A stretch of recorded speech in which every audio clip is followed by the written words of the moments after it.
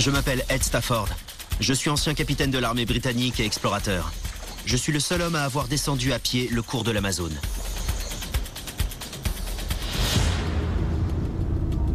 Mais aujourd'hui, j'ai déjà accompli la moitié de mon dernier défi. Tenter de survivre seul pendant 60 jours sur une île déserte. Je vous cache pas que c'est un défi énorme qui va au-delà de tout ce que j'ai pu faire jusque-là. J'ai été abandonné sans vêtements, sans nourriture, sans eau et sans outils d'aucune sorte. Des experts de la survie observent mes progrès. C'est une mission de 60 jours sans nourriture, sans vêtements et sans outils. Je doute qu'il aille jusqu'au bout de son entreprise. Je suis totalement seul et filme tout par moi-même. Être seul, ça fait une sacrée différence. En 30 jours, je suis passé des rudiments de la survie, comme faire un feu. Oui! À une existence plus confortable dans mon abri en feuilles de palmier. Ed dans sa petite cabane. Je me suis maintenu en vie en trouvant des escargots, des crabes, des geckos. Mais rester en vie n'est pas suffisant. Mon projet est maintenant d'exploiter l'île et de devenir complètement autonome. Oh mon Dieu! Je veux me prouver qu'une vie à long terme y est possible. C'est stable.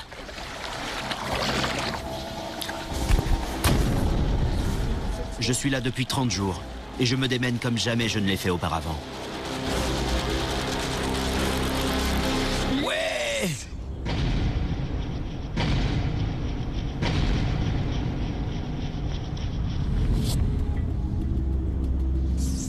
J'ai été abandonné sur une île reculée et inhabitée du Pacifique Sud, Uluru, à 300 km à l'est du cœur des Fidji.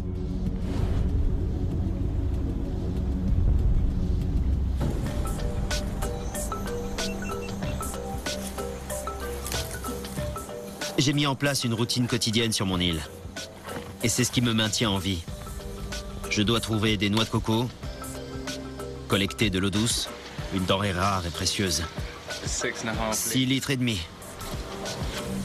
Et ratisser la plage à la recherche d'escargots, de crabes et d'anguilles. Mais je veux faire mieux que ça. Il me faut une denrée alimentaire plus conséquente. Je vais devoir tuer l'une des chèvres sauvages qui peuplent l'île.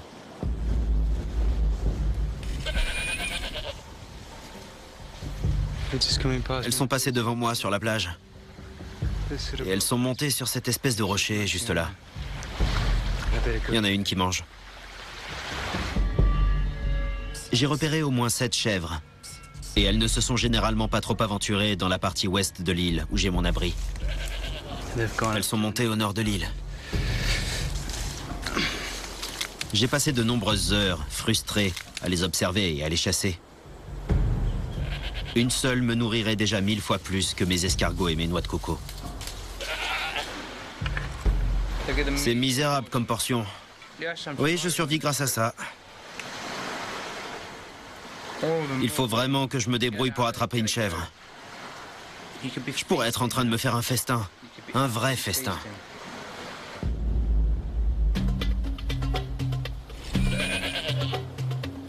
Il faudrait propulser quelque chose de très pointu, d'acéré et d'assez rapide, histoire que ça traverse la peau. J'imagine qu'il y a des tas de façons de tuer une chèvre. Je vais essayer de fabriquer un arc et des flèches. Une lance serait une autre solution, mais je ferai ça à un autre moment. Je pense que je vais faire un arc d'1,20 m de haut. Il y a de nombreux types de bois sur l'île. Il me faut le plus flexible pour mon arc. C'est pas mal. Pas mal du tout. Mais pour la ficelle, mes choix sont limités. Je vais me servir d'une vieille corde charriée par les vagues. Ok, je vais me contenter d'attacher la ficelle. Et je vais essayer l'arc. On va voir ce que ça donne. D'abord sur le dessus, puis en dessous. Bon, c'est très rudimentaire. Mais j'ai un arc.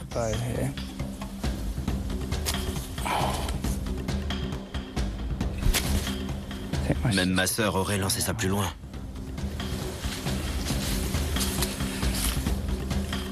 Mon arc fonctionne bien.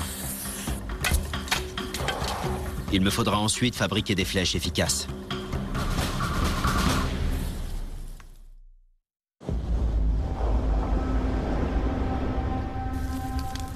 Je me suis levé tôt ce matin. J'ai fait le tour de l'île. 19 crabes et 2 platées d'escargots. 19 crabes. On va bien manger aujourd'hui. Il est très difficile de trouver mes 3000 calories journalières nécessaires. Je mange en général des noix de coco, des escargots et des anguilles. Et certains jours comme aujourd'hui, des crabes. Oh, ça devait arriver à un moment donné, mais ça ne veut pas dire que ce n'est pas une catastrophe. J'avais une seule casserole. Et elle a fini par se trouer. 2 pas en avant, 3 en arrière. Je veux toujours manger chaud. J'expérimente donc la cuisson dans un coquillage.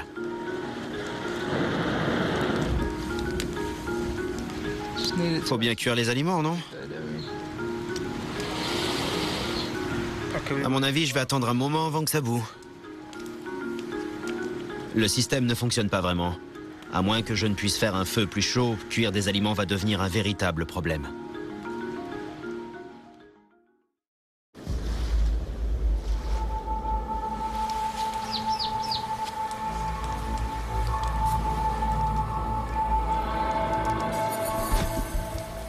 J'ai le ventre super gonflé. Je me demande ce qui cloche. Comme je suis ballonné, j'ai pensé que je pouvais manger du charbon de bois. Vous voyez, je mange littéralement du charbon de bois. On peut trouver ça en comprimé. Ça absorbe les gaz, mais c'est très désagréable. Je comprends pas ce qui m'arrive. Pardon.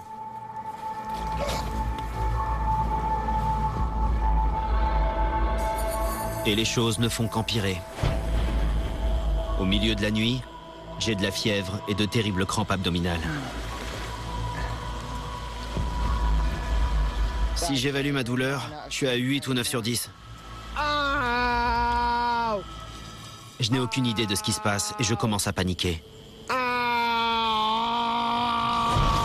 Il y a un gros problème inhérent à toute situation de survie. Si l'on mange ou si l'on boit quelque chose de mauvais qui nous rendrait en temps normal un peu malade, ça nous foudroie. Il n'y a aucune raison pour qu'il n'ait pas pu développer l'appendicite ou une occlusion intestinale.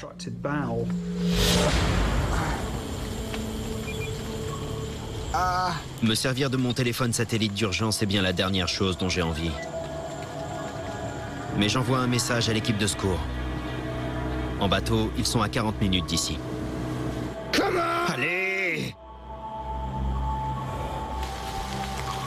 Ed?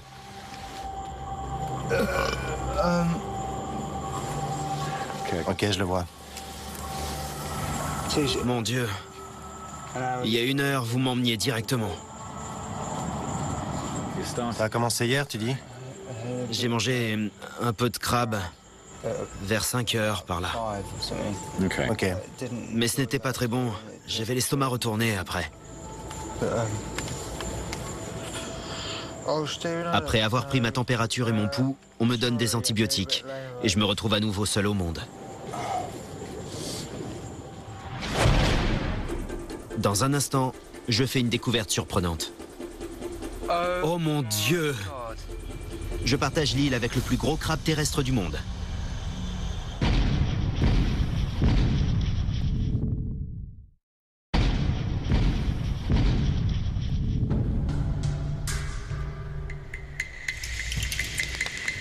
Le jour se lève après mon appel au secours pour de terribles crampes abdominales. J'ai pris des antibiotiques.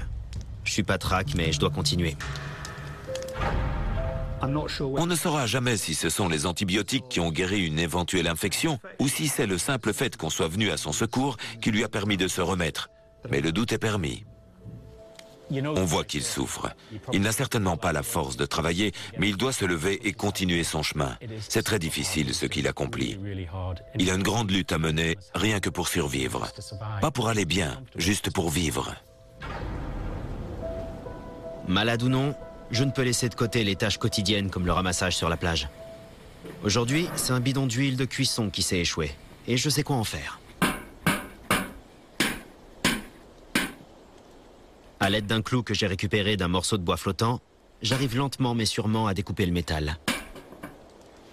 Comme ça, si j'ai un gros morceau de poisson ou un morceau de viande de chèvre, j'ai une marmite de taille adaptée. S'il est bien d'avoir une marmite, un couteau serait encore plus utile. Et ce morceau de moteur de hors-bord pourrait bien faire l'affaire. Je fais de petits mouvements, en forme de 8. La roche volcanique fait office de pierre à aiguiser. J'obtiens ainsi un objet très tranchant. Même si je tue une chèvre avec une flèche ou une lance, j'utiliserai ça pour lui trancher la gorge et l'achever. Et puis évidemment pour couper la viande. Ce sera pas du luxe.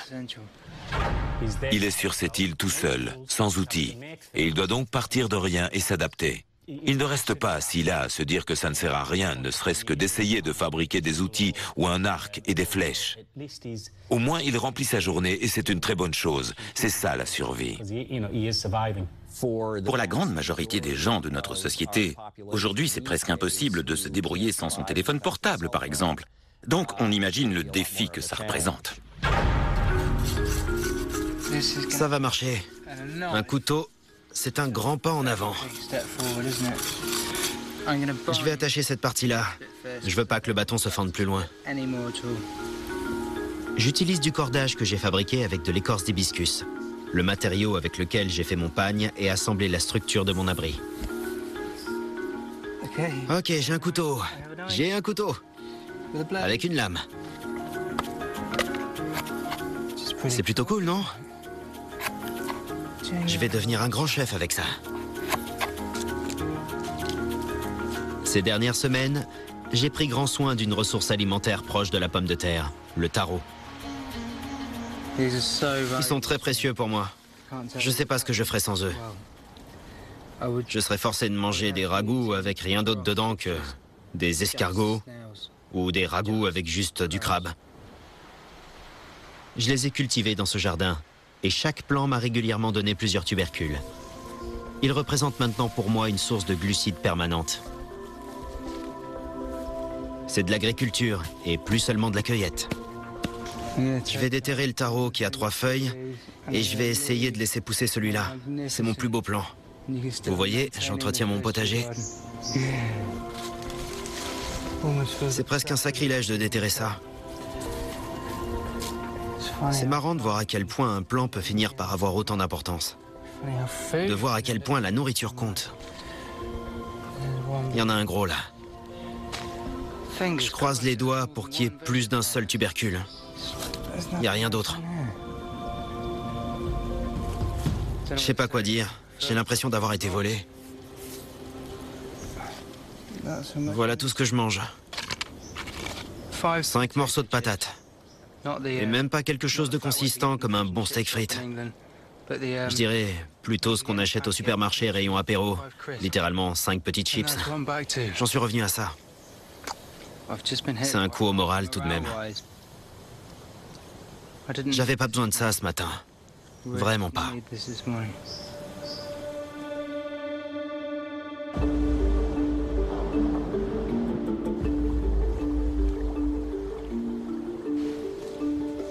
Six semaines après mon arrivée sur cette île, elle me réserve encore des surprises. C'est invraisemblable. Regardez ça. C'est un crabe de cocotier. J'en avais entendu parler, mais j'en avais jamais vu. C'est absolument gigantesque. Oh mon Dieu! C'est un festin. Un vrai repas de fête.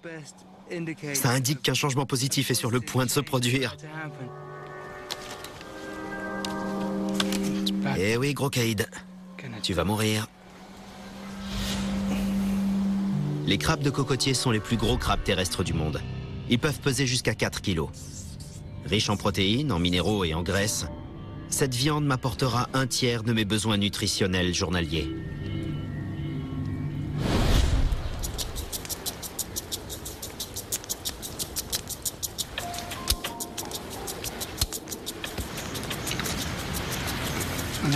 Regardez la taille de cette pince.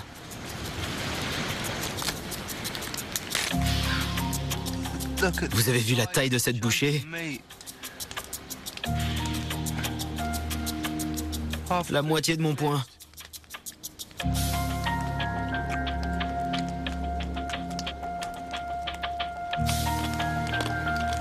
Je sens que je regagne déjà de l'énergie.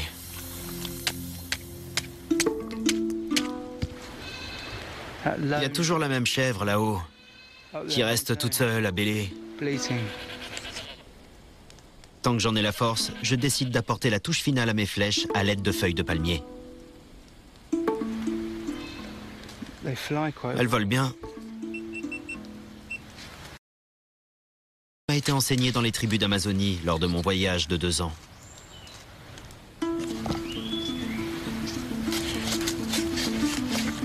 Il y a un oiseau là-haut qui fait oui-dou, oui-dou. Et dans ma tête, j'entends qu'est-ce que tu fous? Qu'est-ce que tu fous? Qu'est-ce que tu fous? Et on enlève le reste. Qu'est-ce que tu fous? J'utilise de fines bandes d'écorce d'hibiscus pour tenir l'empennage en place. J'ai un empennage à l'arrière de ma flèche. Et le clou récupéré est attaché à l'autre extrémité en guise de pointe. On verra bien. Peut-être qu'avec assez d'élan, ça fonctionnera. Et que ça embrochera une chèvre.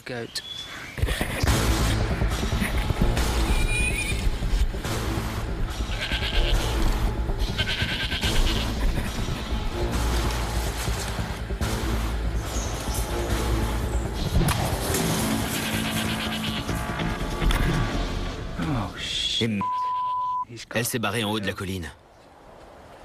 C'est ma première vraie partie de chasse. Ma première flèche a fait un vol incroyable et elle a terminé dans un tronc d'arbre. Pas aussi bien que dans une chèvre, mais bon. Je ne baisse pas les bras. Ces chèvres sont trop précieuses.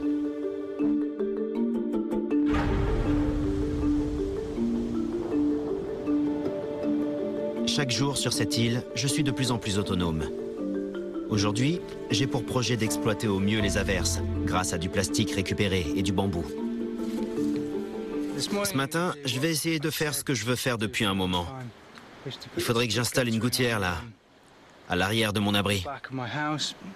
Hier ou avant-hier, j'ai trouvé un gros tuyau en plastique noir, donc je ne vais utiliser qu'un peu de bambou. Je coupe le bambou à l'aide d'une pierre et d'un coquillage.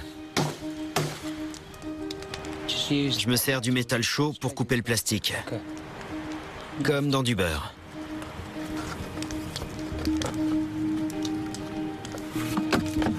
Ok, donc j'ai ma cuve dans laquelle je récupérerai l'eau et les 2 parties de ma gouttière. La plupart des maisons se servent des gouttières pour évacuer l'eau. Mais je vais me servir des miennes pour la récupérer. Ok, la gouttière est calée.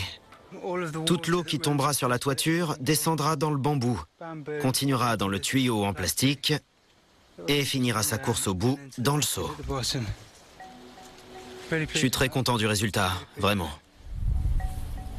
La collecte d'eau potable est un combat permanent depuis le début. Par cette chaleur, j'ai besoin d'au moins 3 litres d'eau par jour pour rester en bonne santé. Autrement, je risque de me déshydrater, ce qui me vaudrait d'importants maux de tête, des vertiges ou un coup de chaleur. Mon nouveau système de collecte devrait prévenir ce genre d'incident. Je vais vite voir s'il fonctionne ou non.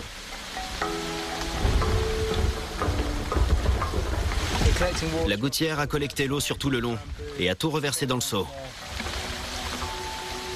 Maintenant que la gouttière marche, je n'ai plus à sortir sous la pluie pour aller aspirer l'eau dans les coquillages avec une paille. J'aurai juste à me servir dans mon seau, qui me donnera l'eau de ma toiture.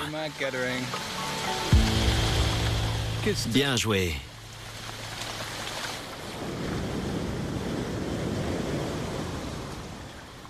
Je suis de plus en plus maître de ma vie sur cette île. Mais il y a encore des choses que je ne peux contrôler ou prévoir. Ok. Il y a une chèvre juste là. Je crois qu'elle a la tête coincée.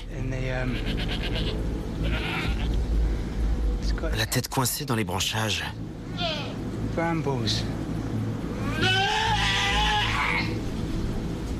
Oh mon Dieu. C'est l'opportunité du siècle. Il faut que je tue cette chèvre.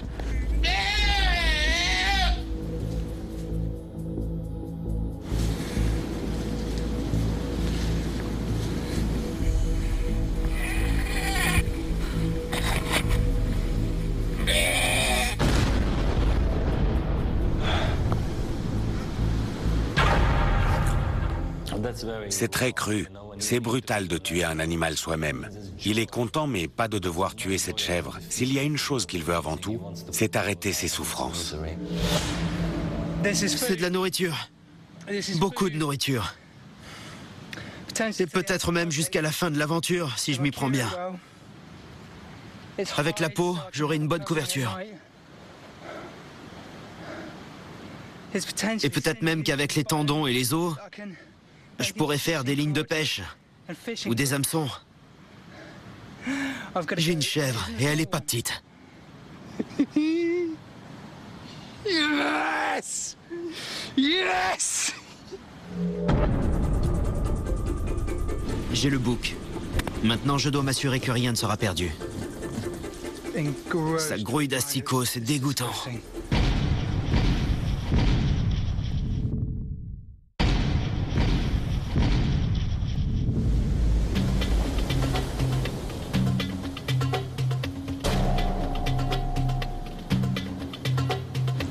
J'ai enfin pu tuer l'une des chèvres sauvages de l'île. C'est une énorme victoire pour moi. Ça pèse au moins une tonne. Les calories de cet énorme animal me donneront l'énergie nécessaire à la construction, la chasse et le ramassage. Ce soir, je mange de la chèvre. À mon arrivée sur l'île, je pesais 89 kilos. En 43 jours, j'ai perdu beaucoup de poids et j'ai grand besoin de cette viande. Mais j'en ai une telle quantité que je vais devoir me débrouiller pour conserver ce que je n'aurais pas pu manger. Ce couteau, heureusement que je l'ai fabriqué, dis donc. Maintenant, il est absolument indispensable.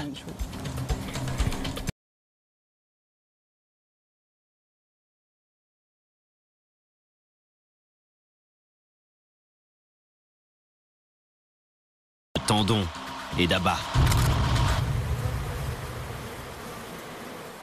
Je vais devoir couper environ 40 kilos de viande.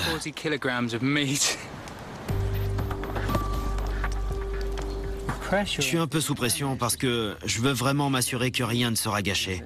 Ce serait trop dommage. Je n'aime pas tuer pour tuer. D'ailleurs, je suis un mangeur de viande et je suis convaincu que quand on mange de la viande, on devrait être capable de tuer l'animal. Voilà des filets de première qualité, de beaux filets de chèvre. C'est incroyable, non?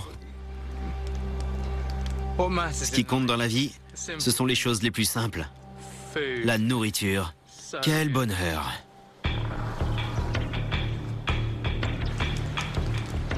Il fait presque nuit. J'ai fini de dépecer ma chèvre. J'ai écorché, évidé, taillé, découpé pendant 7 heures et je suis épuisé. Je peux enfin m'asseoir.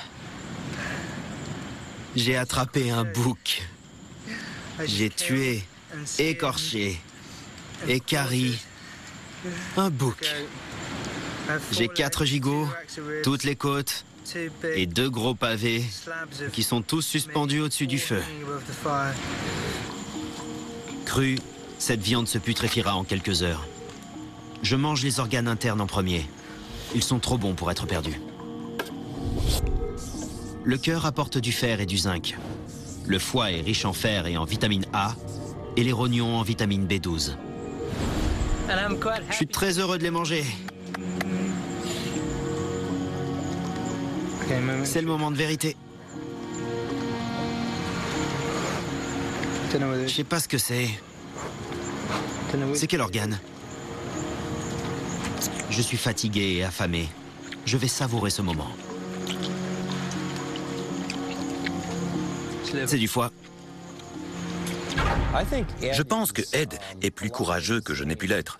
Il arrive à manger des choses qui, normalement, nous rebuteraient tous, moi y compris. J'ai besoin d'énergie. Rien ne peut être dégoûtant à cet instant, j'ai besoin de ça. C'est comme ça que ça marche. Quand on a très soif et qu'on est affamé, la gastronomie, on s'en fiche complètement. C'est très bon et très tendre.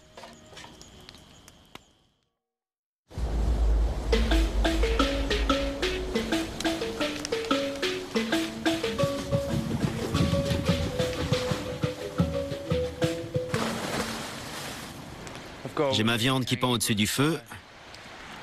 Aujourd'hui, il faut que je la fume du mieux possible.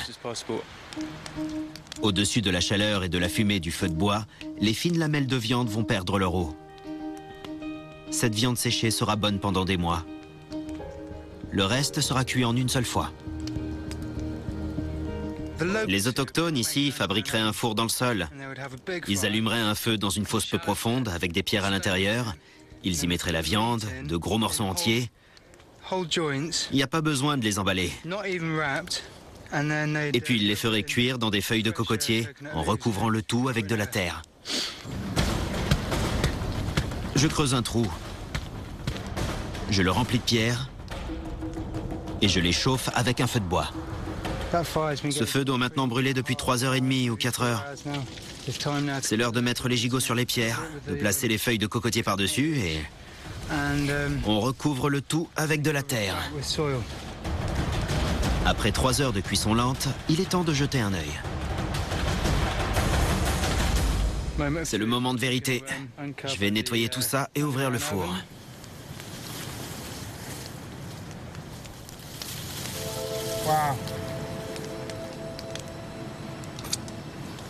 Oh mon Dieu, c'est absolument délicieux.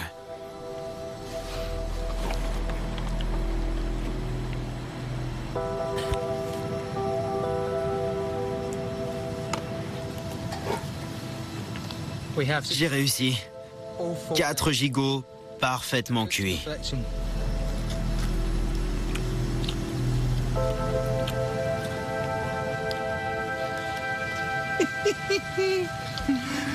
J'en reviens pas, c'est magique. J'ai jamais mangé un truc pareil. Le meilleur gigot de ma vie. J'aurais jamais pensé manger aussi bien. C'est génial.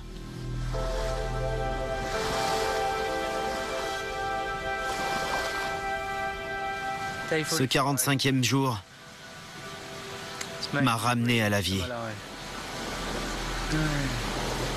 Quelle belle journée, vraiment.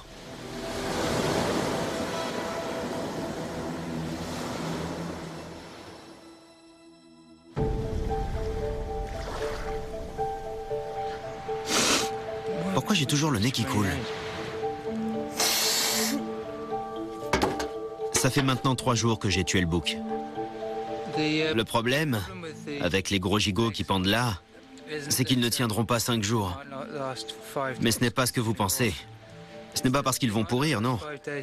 Ils ne feront pas 5 jours parce qu'ils sont absolument délicieux. Et la nuit, je me lève pour en reprendre. Je pense que chaque petit morceau de viande comestible finira par être mangé. Et ça, c'est une bonne chose. Je compte même trouver un usage pour les parties du bouc que je ne peux pas manger, notamment la peau.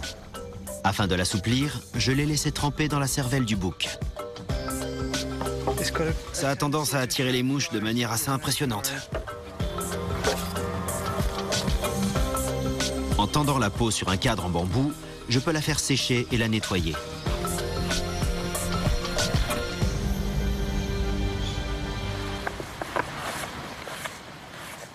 Je vais vous dire, si on laisse de côté l'esthétique, c'est très chaud.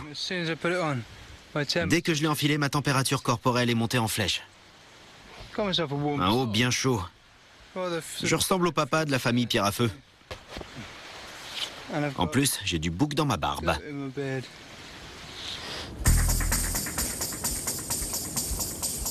Plus loin sur la plage et sous le vent, se trouvent la tête et les entrailles du bouc dont je compte me servir.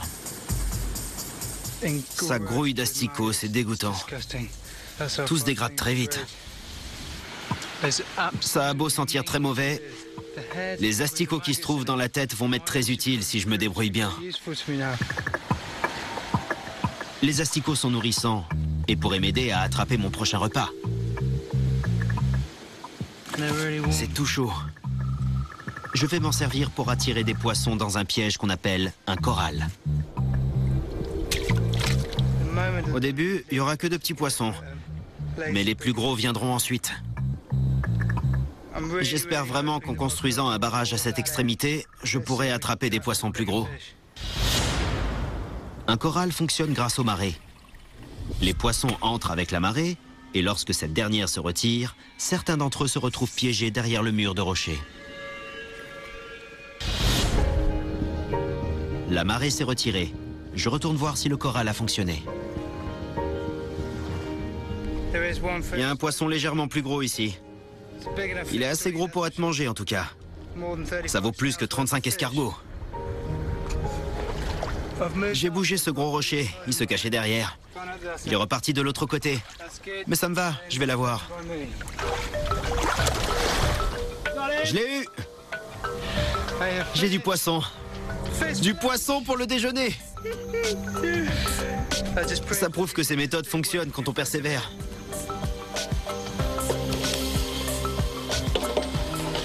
Je vais construire plein de corals un peu partout. J'ai une méthode de pêche qui fonctionne. Ce qui veut dire qu'une vie autonome sur cette île est bel et bien possible.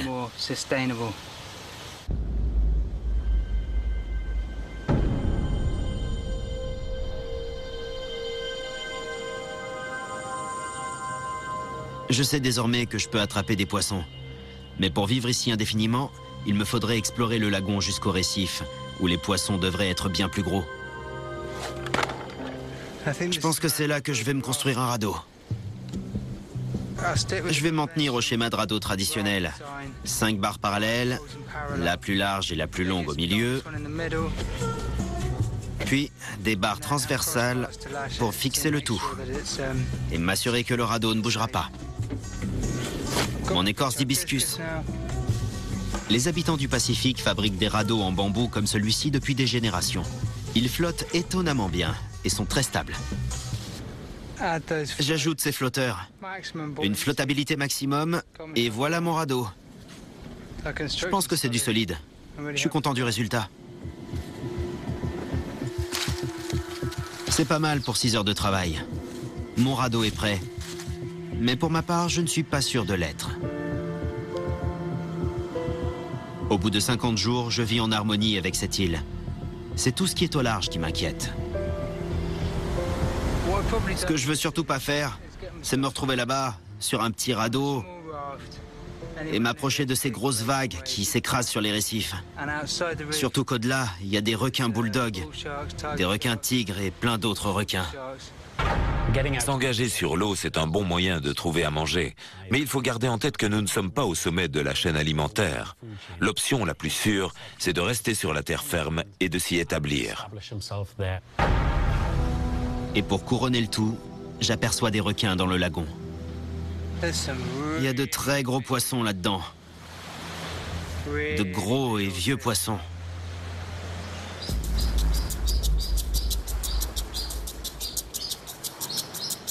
Ce matin, je vais mettre le radeau à l'eau.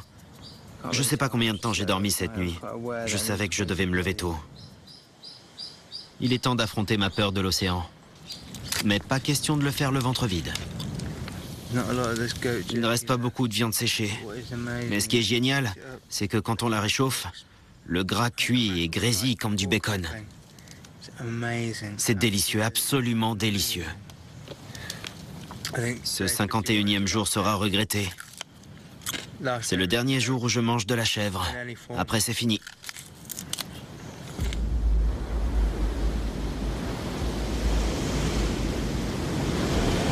Il y a beaucoup de vent aujourd'hui et l'eau est très agitée. Il faut que j'y aille doucement, que je m'habitue à la houle, parce que les vagues qui s'écrasent là sont énormes. Je suis assez perturbé là, j'appréhende beaucoup. J'ai peur de chavirer. J'ai peur des requins ou d'être emporté dans la mauvaise direction sans pouvoir contrôler le radeau. Je dois avouer que je suis pas très tranquille à l'instant où je vous parle.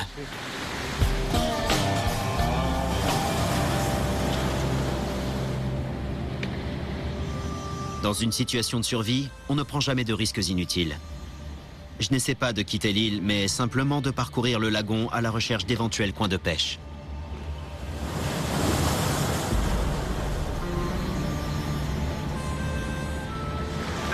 Bon, déjà il flotte sans que je sois dessus.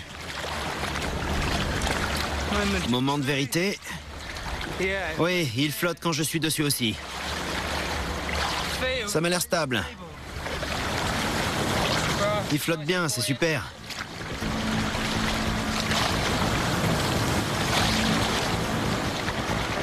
Il y a beaucoup de vent aujourd'hui. Je suis pas sûr de bien contrôler les mouvements du radeau.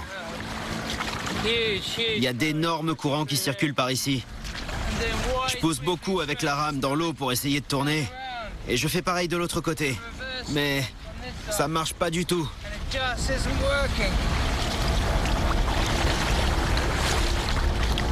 Non.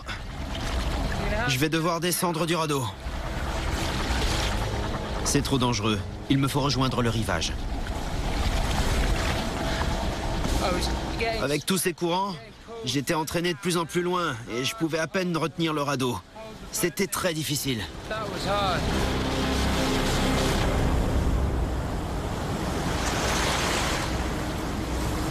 Il flotte et il est stable. Mais bon Dieu qu'il n'est pas manœuvrable.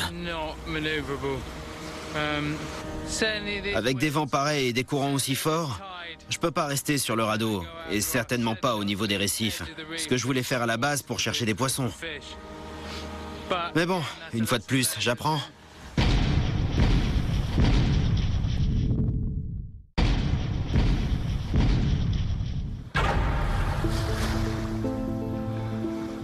De retour sur le rivage, je me rends compte du chemin que j'ai parcouru. Je positive. Je me sens motivé et infatigable. 19! Oui! J'ai dépassé le stade de la survie. J'ai l'énergie et le temps d'apporter des améliorations à mon abri. Voilà, le lit est terminé et installé. Voyons voir ce que ça donne.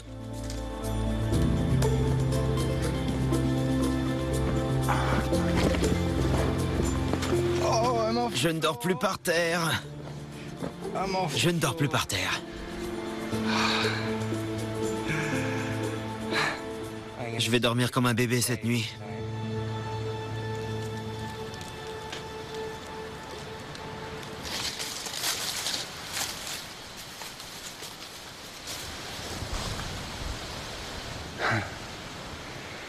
Ça, faut dire que c'est très ironique. Il y a un manguier, mais les mangues ne sont pas encore mûres.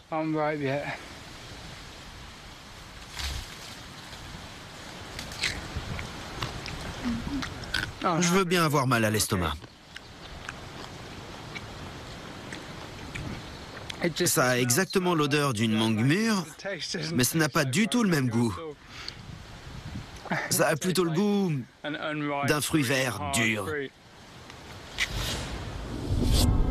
La mangue est riche en fibres, en antioxydants et en minéraux comme le potassium, le cuivre et la vitamine C. Mais mieux vaut tout de même un fruit bien mûr. Ça devait arriver à un moment donné. Voilà. Ma prothèse dentaire s'est détachée.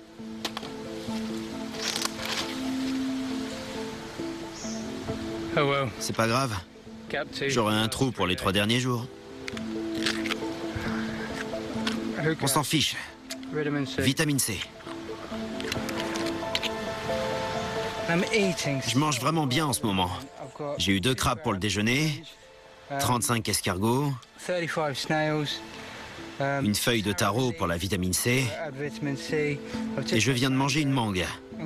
Alors ça me fait sourire parce que, d'accord, aujourd'hui je n'ai pas mangé de viande de chèvre, je n'ai pas eu de poisson, mais malgré ça, je mange tellement bien. Ça n'a aucune importance. Je mène une vie autonome, très satisfaisante et très heureuse. Je viens de faire mes exercices et à la fin de cette 8e semaine, je suis plus fort que je ne l'ai jamais été sur cette île. J'y suis arrivé.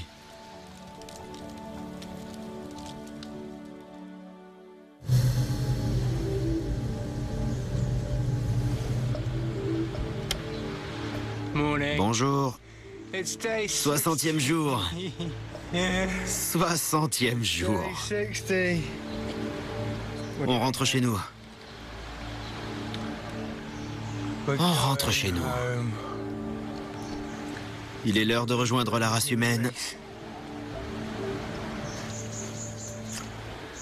Adieu, Olo'Roa. C'est fou.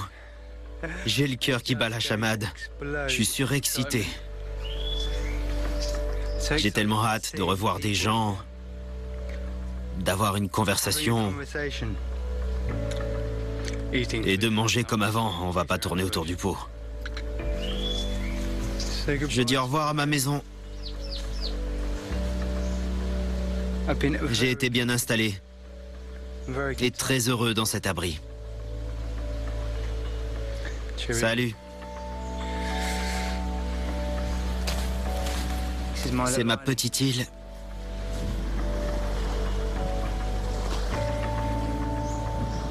L'Amazone à pied, puis 60 jours sur une île. Ça a été une expérience phénoménale. Je m'en souviendrai toute ma vie. Il faut être quelqu'un de très spécial pour pouvoir descendre l'Amazone à pied. Un homme avec un tel état d'esprit avait ce qu'il fallait pour survivre. C'est magnifique quand on sait qu'on va bien et qu'on peut se faire confiance. C'est tellement gratifiant quand un plan fonctionne. C'est pas le bruit d'un bateau. C'est un hélicoptère? C'est le vent qui me joue des tours? Non? Mon Dieu! C'est trop cool! Je pars de cette île. Oh oui! Toutes les bonnes choses ont une fin, non? C'est l'heure d'y aller. Je m'en vais. Je m'en vais.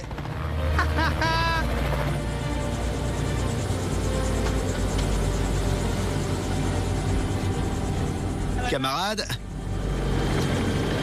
au revoir, Olo'Roa. 60 jours accomplis. Regardez ça. C'est fabuleux. C'est un sentiment incroyable de voler au-dessus d'Olo'Roa après y avoir passé 60 jours. J'ai l'impression qu'une éternité s'est écoulée depuis que je suis arrivé nu et sans rien en main. J'avais sous-estimé la difficulté de l'entreprise.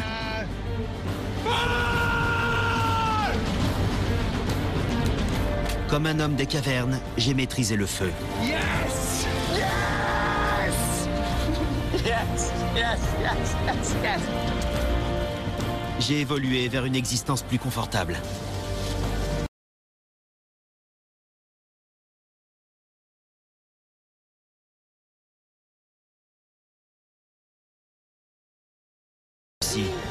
J'ai conquis cette île en prouvant que je pourrais y vivre indéfiniment.